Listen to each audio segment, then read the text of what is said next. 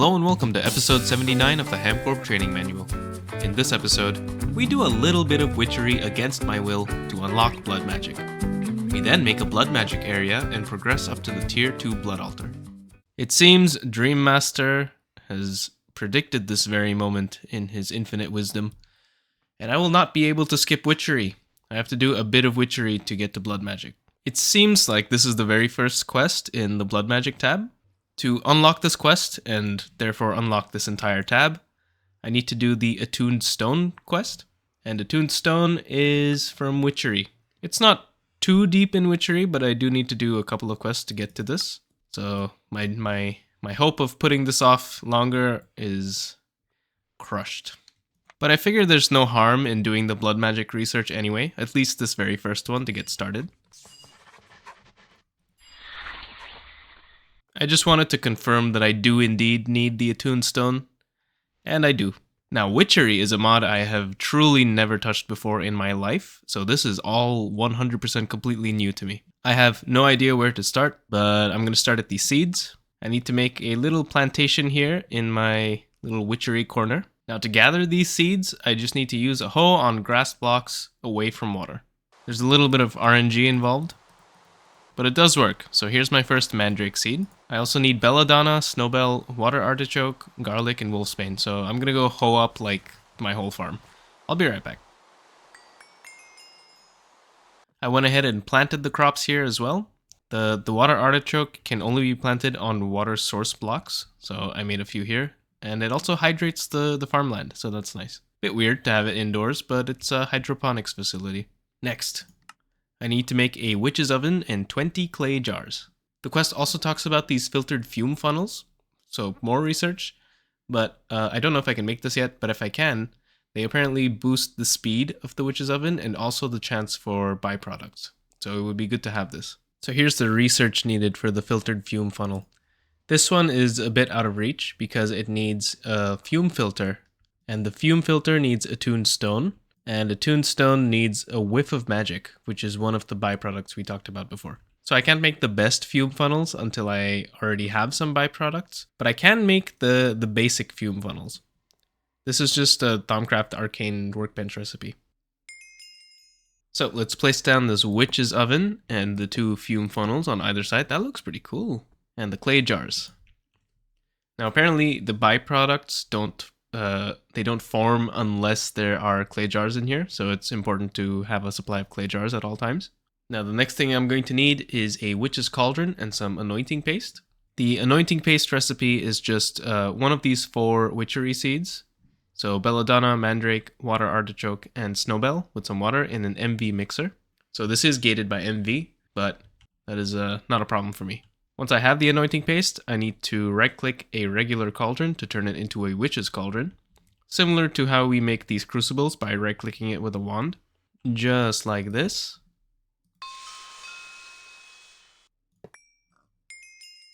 Now the cauldron does need a fire below it, so I'm just going to use some netherrack. And also I have a reservoir here because this needs to be filled with water. It takes 3 buckets to fill up, so you can either pipe the water in, which is effectively what I'm doing here, or you can fill it by hand. I imagine an everfull urn would also work, but I haven't made one. So next I need mutandis.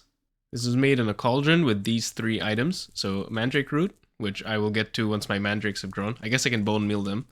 But I also am going to need Exhale of the Horned One, which is a spooky as fuck name. To get this, I just need to burn some saplings in the witch's oven. And this is a chance output, even though it doesn't explicitly say that. So this could take some time, but I'm going to need 8. So let me gather up these ingredients, and then we can make the first batch of mutandis together. Now while that's cooking, let's also grow this mandrake. It is a bit of a weird crop, because if it's nighttime, I can harvest this pretty safely. But this can also happen. I got this little goober chasing me around and screaming at me, and it's making me nauseous. And the chance of this happening increases during the day. So this is pretty annoying, and he's kind of hard to hit, and the nausea effect is very annoying. But you can... What is happening with my lighting? But you can make earmuffs, and that prevents it. Now I got my mandrake root. I have my exhale, and I have my eggs. So to make the mutandis, I just need to throw these items in. I don't know if the order matters, so let's test that out. In the recipe, from left to right, it's mandrake, exhale, and egg. So let me throw the exhale first, then the mandrake root, and then the egg.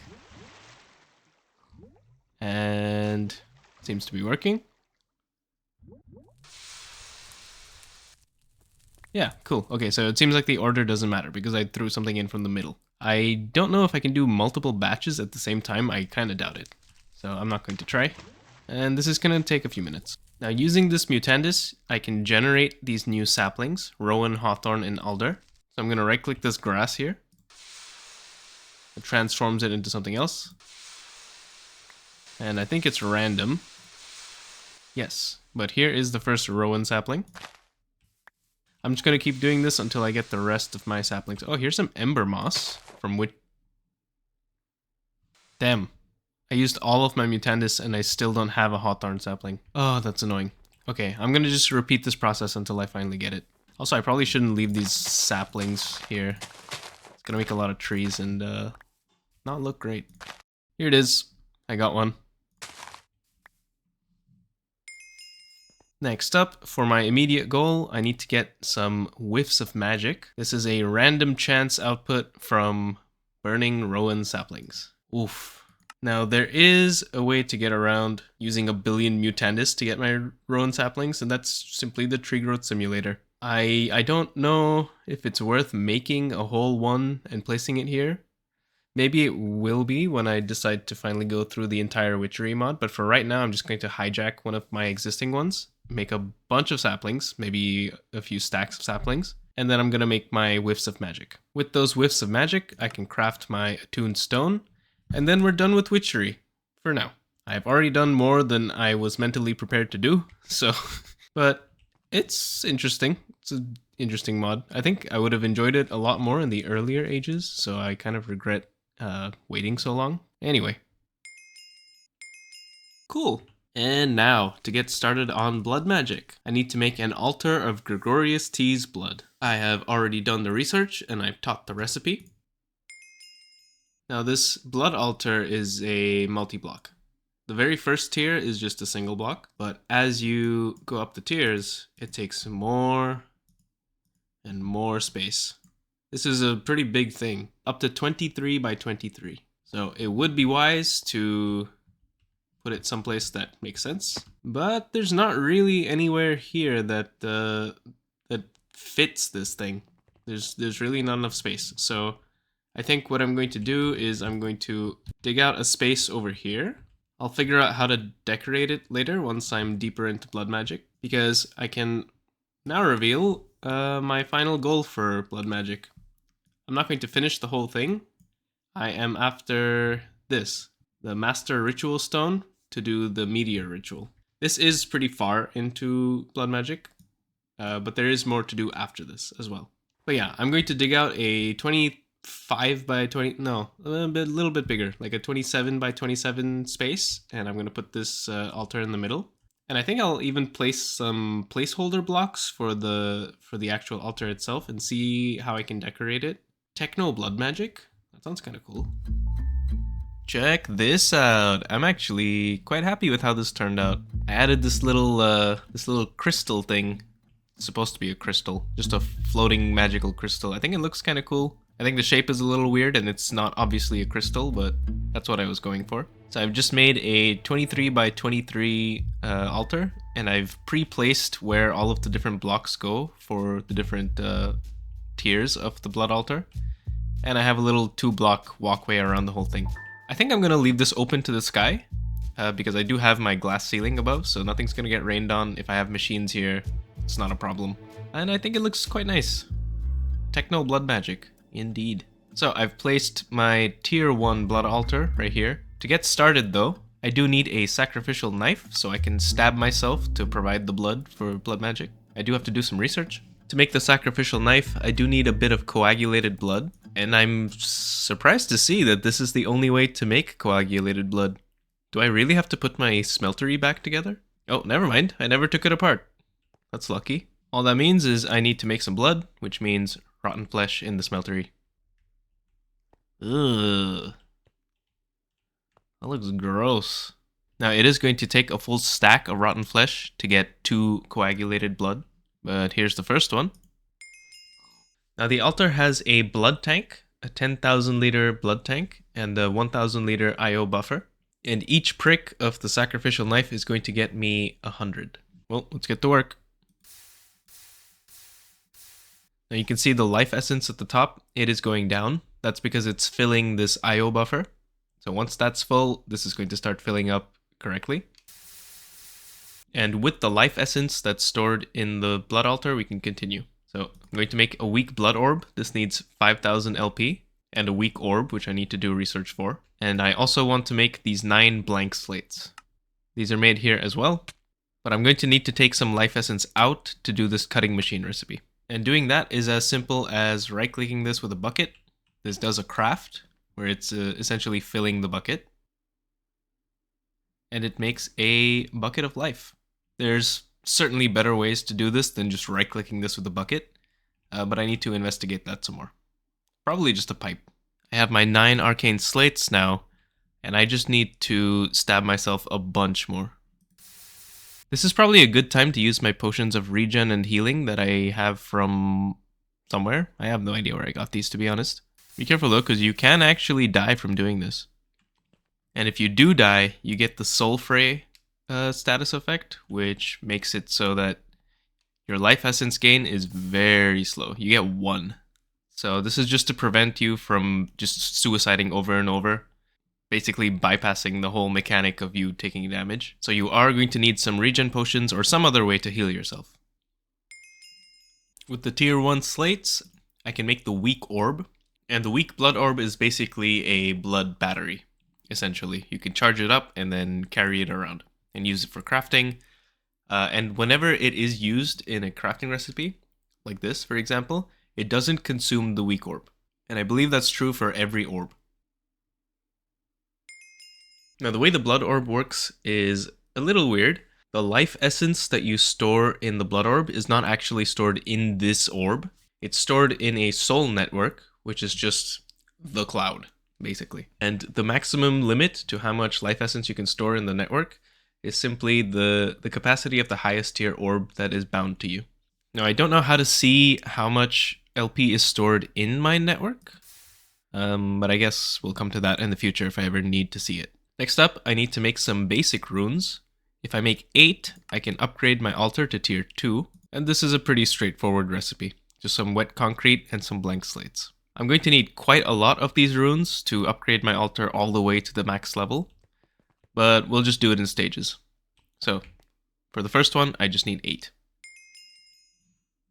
Now there are a few nice unlocks.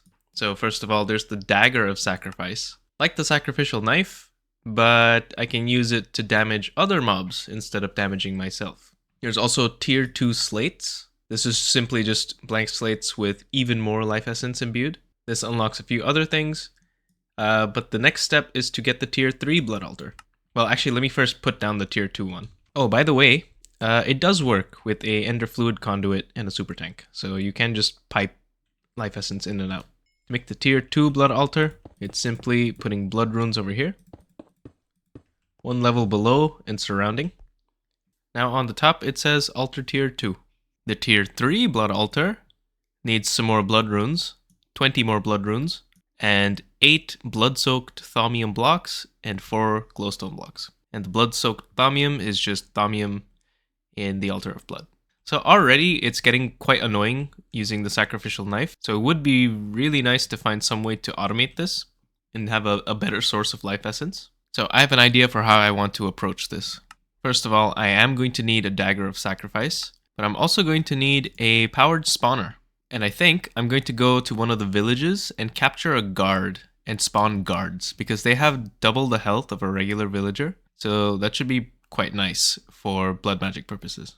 Looks like all the villagers in the local village are dead. That makes this prime real estate for HamCorp. Promise we had nothing to do with this.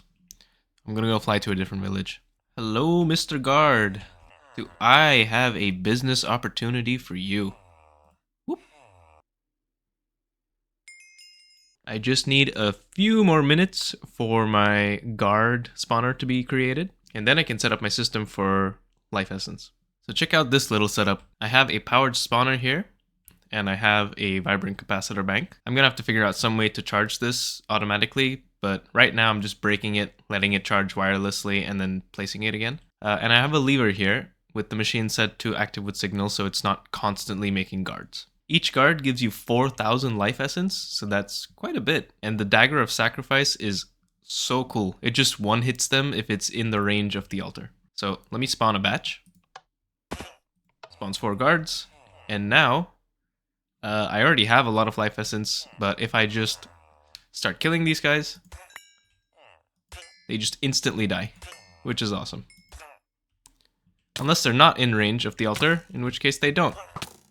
So I'm gonna have to lure this guy in a little bit. And then he dies. Now it would be nice to make some kind of like net to catch these guys and then kill them without them being able to move around. And I still have to figure that out, but this is a good enough start for now because it makes a lot of life essence, way faster than stabbing myself. And now I can start making these reinforced slates and the blood-soaked thaumium blocks quite easily. By the way, these slates can be bought in the shop. Where is it? Here it is. So the tier 1 slates, the tier 2 slates, and the tier 3 slates, they're locked by having to make the first batch yourself, but then after that you can just buy them for coins. It does use the vampire coins, and these are kind of hard to get because it's mostly just the blood magic quests that give you those, and then once you're done, that's kind of it. I don't think there's a way to get more. But anyway, this makes it a lot easier to continue, and I'm going to do just that. Thank you for watching this episode of the HamCorp Training Manual. In the next episode, we will continue progressing with blood magic, trying to get as close to the meteor summoning ritual as possible. Employees who donate life essence for progression purposes will be rewarded with a cookie and a sticker. See you next time.